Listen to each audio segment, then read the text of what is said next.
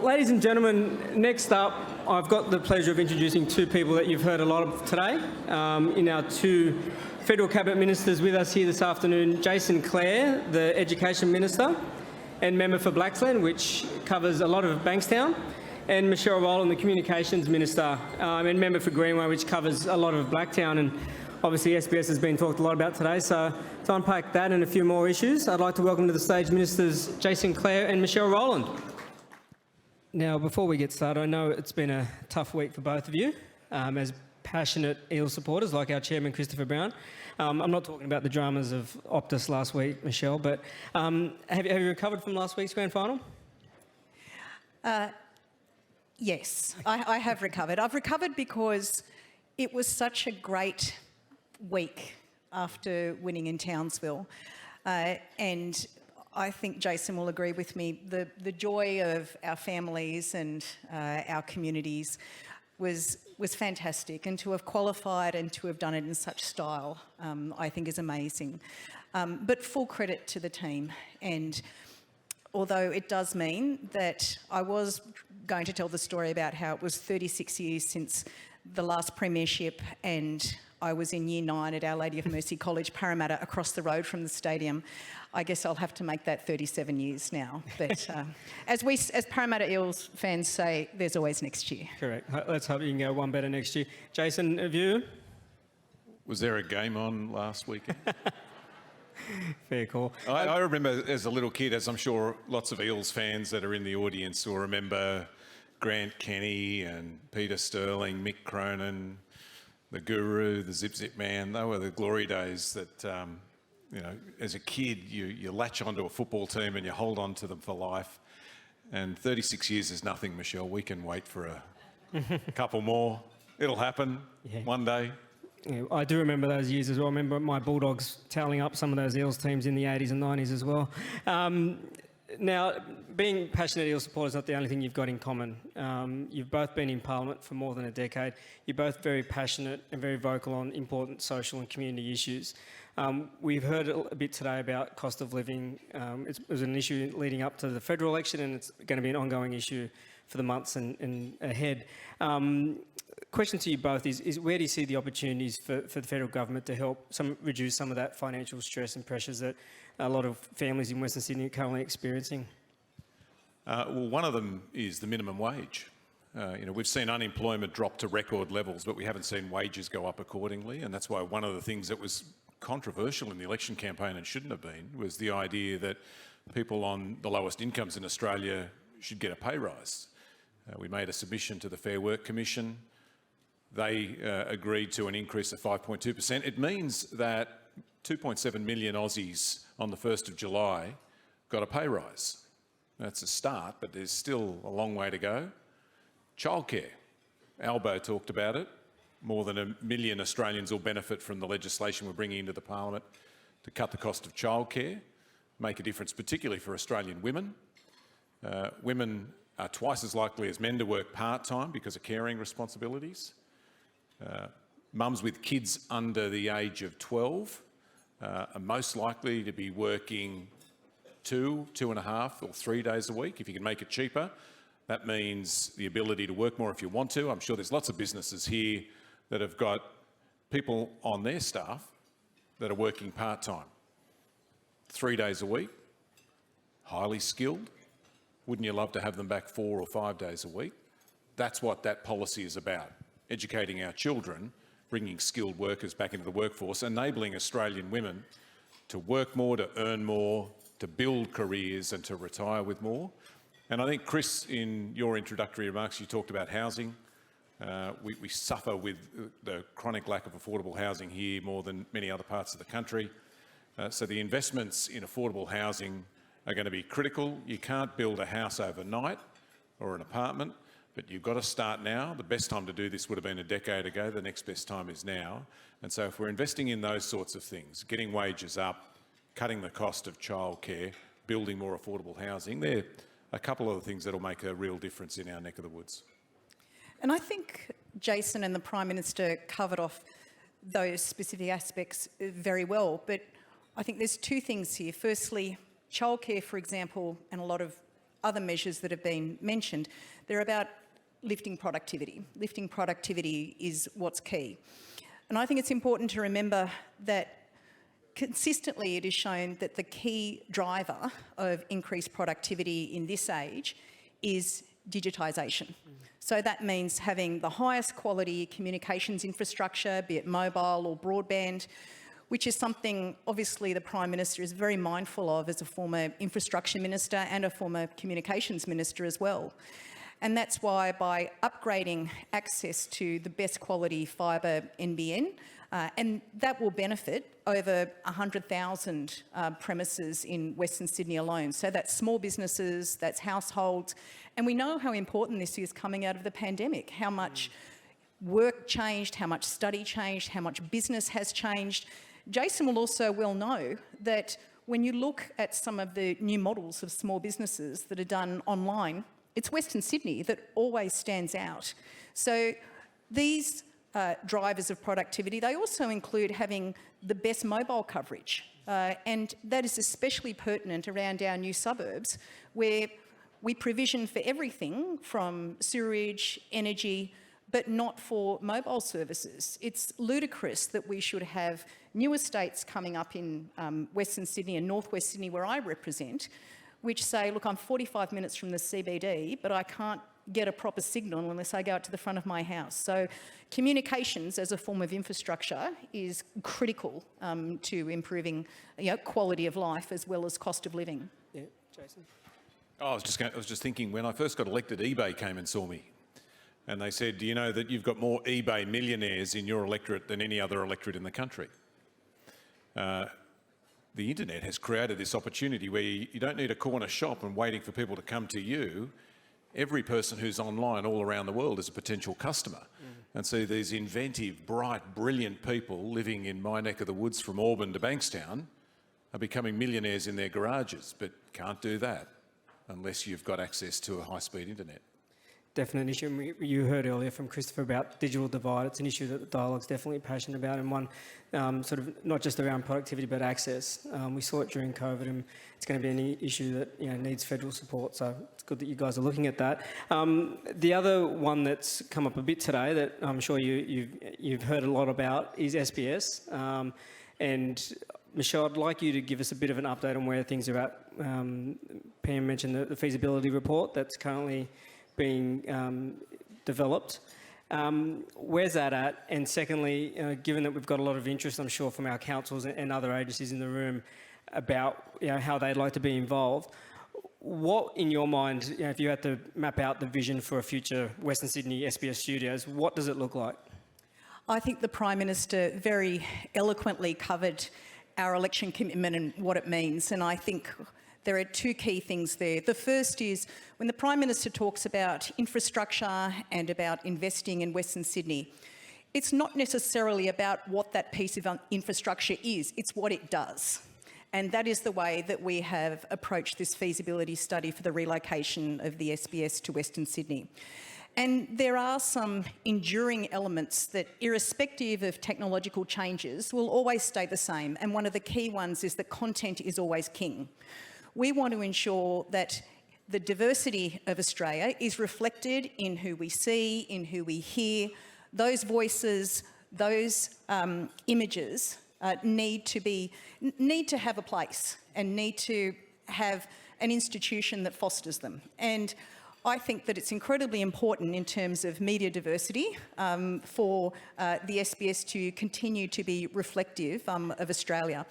But I think the Prime Minister is absolutely right that we do need to acknowledge that Western Sydney is this great multicultural hub. But exactly as he said too, this feasibility study will be done in close consultation. It will incorporate a competitive bidding process between councils. And again, that's because we're not just talking about a relocation for its own sake. It's for what it brings. And so that vision, that opportunity is open.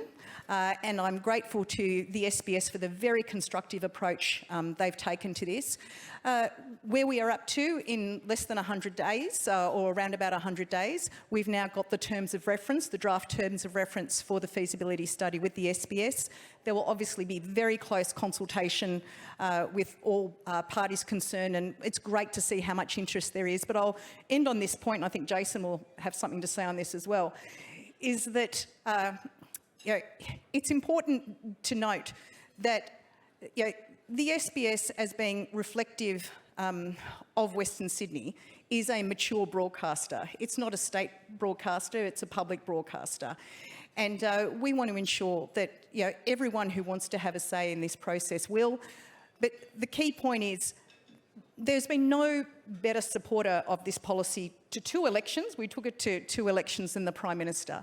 And he has very rightly seen this. Whilst it sits in the comms portfolio, it's a piece of cities policy. And when you're talking about cities policy, exactly as he said about having panels and taking the politics out of things, it's important to involve all of the community, and that's exactly what we're doing through this feasibility study.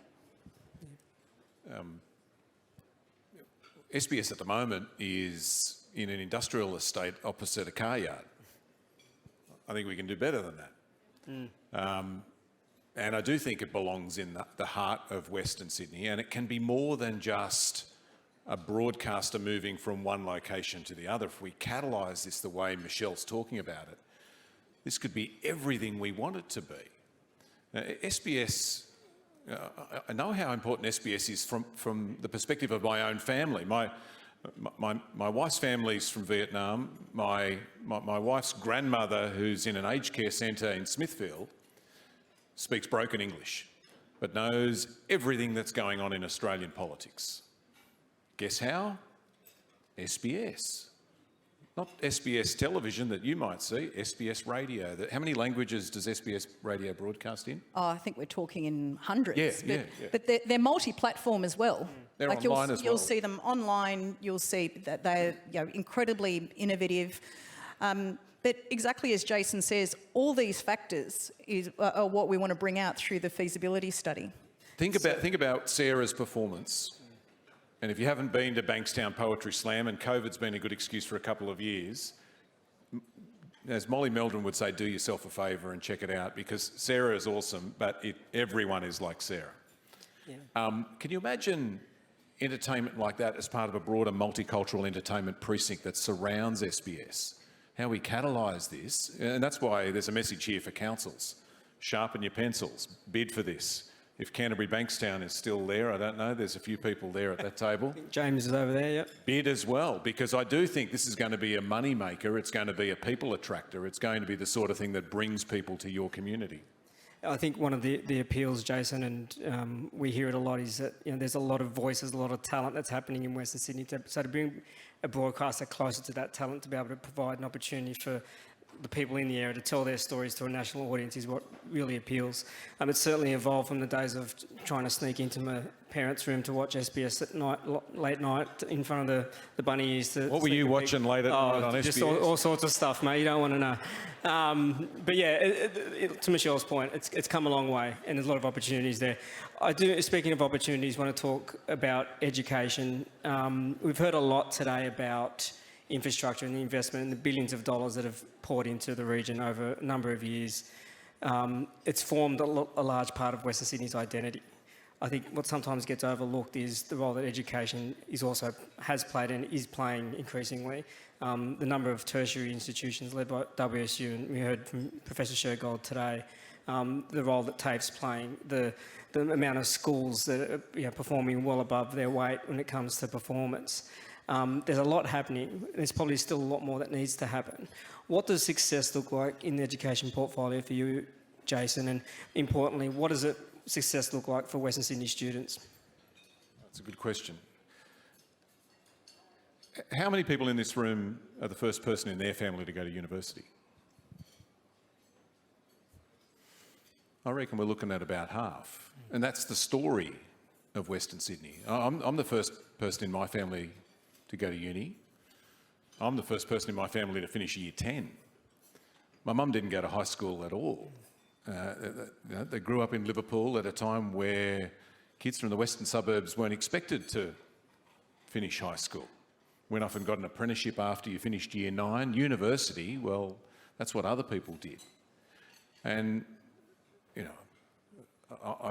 I'm fortunate enough to be here because of the public education system in this country and everything that it's given me. I've got to reveal something to the audience. The first thing I did when I got this job as Education Minister is go back to Cabramatta Public School and give my former teacher, Mrs Fry, a hug. Mrs Fry, Kathy Fry, she's been there since 1978. She's still there after more than 40 years, teaching kids from all around the world who've made Cabramatta their home. You think about the lives that Kathy has changed. Kathy is Adam's auntie. This is true. She speaks a lot more highly of you than she does to me, Jason, I have to say. We've changed a lot. When I was a little kid in the 70s, only 7% of Aussies had a uni degree. Now it's something like over 30%. And for young people in their 20s and 30s, around about 45% of Australians have a uni degree. But guess what? It's less than that in Penrith. It's less than that in Blacktown. It's less than that in Fairfield and in Liverpool, as well as in Campbelltown and in Camden. Higher than that in Parramatta. If most of the jobs that are going to be created in the next decade require a uni degree or a TAFE qualification, we need to make sure that most Australians have them. And at the moment, in pockets of Western Sydney, there are places where not as many finish high school as the national average. We've got to fix that. And then we've got to make sure that every person who grows up in Western Sydney has the same chance to go to university as anyone else in the country. You know, I don't want us to be a country where your chances in life depend on who your parents are, where you live, or the colour of your skin. But we are at the moment. We can fix that by getting universities to come to town. Western Sydney University is best in class at the moment, and the skyline that's rising in Bankstown is a classic example of that. But every time I talk to Sydney Uni or the University of New South Wales, my old alma mater, I say get to town. Because when I was a kid growing up in Cabramatta, what I saw going down the street was the McDonald's logo and the Westfields logo. I want kids growing up to see the university's logos, because if you can't see it, you can't be it. And that's the way to change our community. Michelle, I'll give you the final word. I think Jason's key word here was chance. And the story I tell, you know, my husband couldn't speak English when he started school. First generation Lebanese parents, grew up in a public housing estate in Mount Druitt, went to the local public school, the local high school, and it was by chance that teachers took an interest in him. And it's not every day that you have a young bloke, couldn't speak English when he started school, getting into Sydney University, getting first-class honours in law, first-class honours in economics, and becoming the partner of a national law firm. But that was about chance, and I think Jason has highlighted the fact that we can't leave this to chance anymore. It needs proper policy making, it needs proper vision, it needs decisions that say we are not going to leave this to chance anymore. Just to wrap up on that, Sydney University did something pretty terrific the other day where they were talking about the fact that they're going to help identify students to go and study at Sydney University based not on their ATAR, but on their inherent skills. Now, if you're the Ducks of Mount Druitt High School, or you're the Ducks of Bankstown Girls High School, I reckon you can probably do medicine at Sydney University. You may not get 99 in the HSC, but I reckon you can probably do medicine at Sydney University. You know, I don't want our universities to be those elite ivory towers where people from Western Sydney think they can't get to, or think they're too far to go to. You know, it took me an hour and a half each way to get to the University of New South Wales from Cabramatta. We can do better than that, and looking beyond the ATAR and identifying the best and brightest in our community and bringing the universities to town, that's the way to do it. It's a lot to aspire to. Thank you both for your time this afternoon. I think Western Sydney is very lucky to have two passionate cabinet ministers representing the region at that level. The federal cabinet at the moment has got 5 Western Sydney ministers attached to it, so we're sure to hear a lot about the region over the coming years. Wish you the best of luck. Ladies and gentlemen, please thank Ministers Jason Clare and Michelle Rowland.